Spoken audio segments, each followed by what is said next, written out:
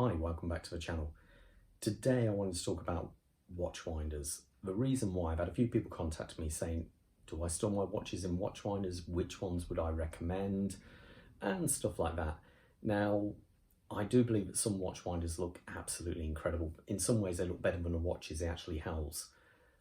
But do I use one? No, of course not. I don't see the point of using a watch winder at all, unless you want to show your watches off to your friends maybe, or put it on, Instagram. I wouldn't use one because the negatives, simply outweigh the positives. When I'm not wearing a watch, I'd rather it's not running. Like these guys, I'd rather not running because, like when I get out my car, I don't leave my car engine running.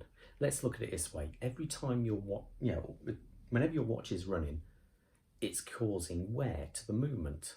Now, some of these watches, the service intervals, if you've got a Breitling, it's only every 2 years or so, and it can get very expensive, just like your car engine.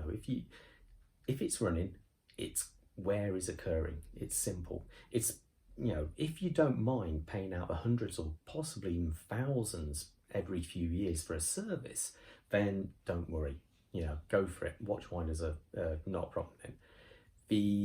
I only service my watches, especially the chronometer spec ones, when they start running maybe plus 10, plus 15 or so seconds a day. Then okay, they need a service. I know some people are going to be saying it's rubbish, you have to keep your watches running all the time because otherwise the oil will dry up. But I'm sorry, that's such a complete load of rubbish. Some watches may have been in shop windows for weeks or even months, who knows, even years, before someone buys them. How many people do you see, I found this watch, new old stock? Do they automatically go, and that's it, I've got to go and get it serviced because obviously the oil is so gunged up the watch won't run? They still do. Watch oils are mostly these days synthetic, and they simply don't just dry up per se, as long as you store the watch somewhere cool and dry. So this has to be done. I have relatively a large collection of watches if you watch my channel, and I wear them in rotation. So each watch I wear maybe once or twice, sometimes even 3 times maybe a month. And if they have a chrono, so a stopwatch, I let that run for a good few hours while I'm wearing that watch that day. So just to let the oils kind of move around. Yes, some people say, but it's a pain when they have to, their watch is stopped and then they've got to set the time and set the date. And if that's the case, get a new hobby. I'm sorry, but if that is too much of a problem for you, get yourself an iWatch. It's simple, much easier, but even then you have to charge it every night. Do you think that people, like myself, buy record players or turntables because of the sheer convenience? Is this more convenient than, say, Spotify, all these kind of things? No, it isn't. These are a real pain in the backside, not only to set up, but you have to clean the record, you've got to clean the stylus, anti-magnetic or something like that, and they're not simple, but it's all part of the hobby. It's part of feeling more at one with the music, or like automatic watches or even manual watches where you have to wind them every few days. That's all part of a hobby. There are times though, and I can understand why you might use a watch winder.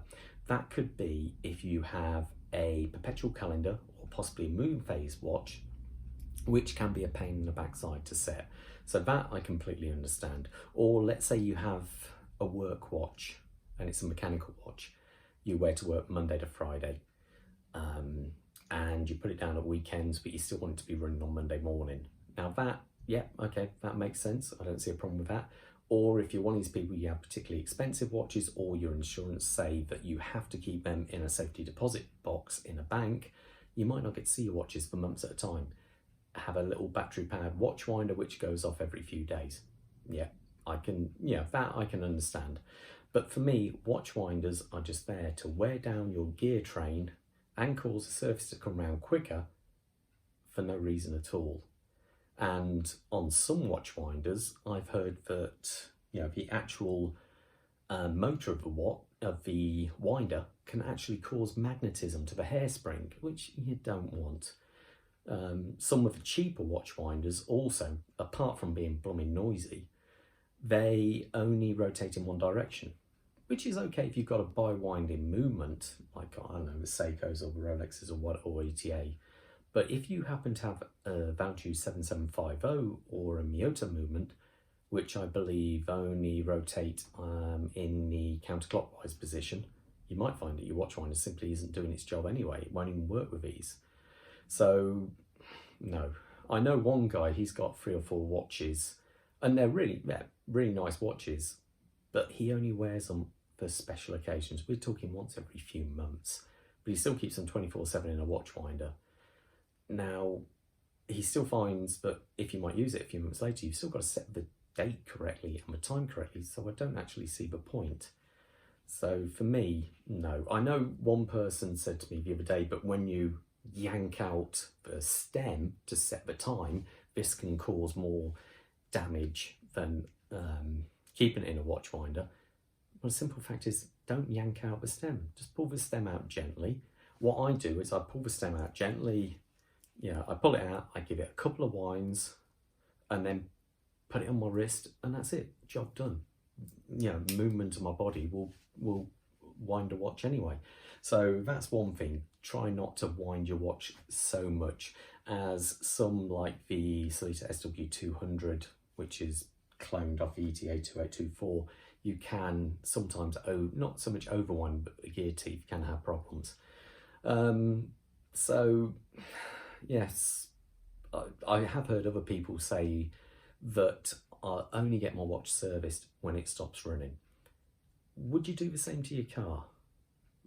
When it goes bang, I'll take it in for a service.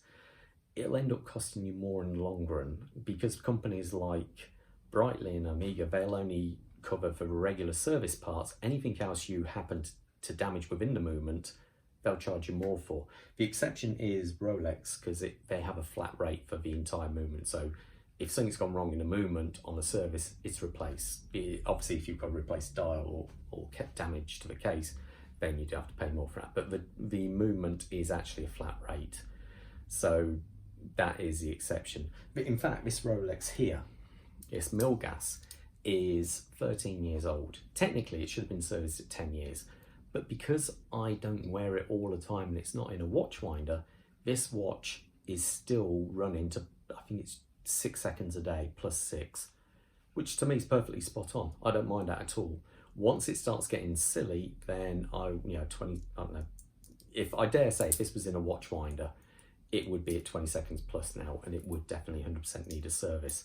So this is why I just wear my watches in rotation. I don't use watch winders.